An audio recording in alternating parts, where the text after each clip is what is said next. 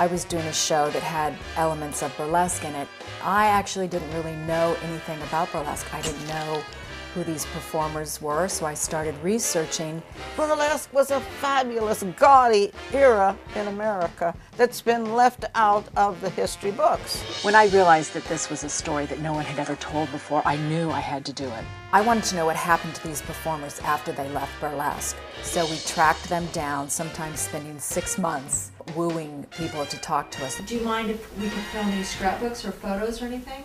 The performers very much opened their hearts to us. They let us into their houses, they opened their scrapbooks to us. We got a lot of behind-the-scenes stories. He had a lot of funny stories. He said, that's fucking Fiorello LaGuardia, you know.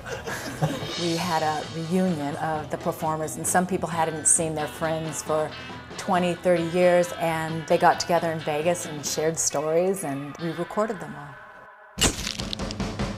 These are stories told by men and women who worked in burlesque during the 20s and 30s and 40s who had never talked about it before. My mother has passed away and she never knew. My husband didn't know until like the week before we were married. We traveled all across the country, from Florida to New York to New Orleans. Had to go to the bayous to find the burlesque queens. After Katrina, we went and shot Kitty West, who was living in a FEMA trailer. The performers agreed to talk to Leslie because she has an incredible passion for this. It's not just the strippers. We have the singers, we have the comedians, we have historians and authors and musicians, so it's really comprehensive. They very much had a sense of relief to finally have somebody interested in their stories and to know who they were. I wanted to include as many stories as possible, and I knew I wouldn't be able to do it in a 90-minute film, so that's why I did the book.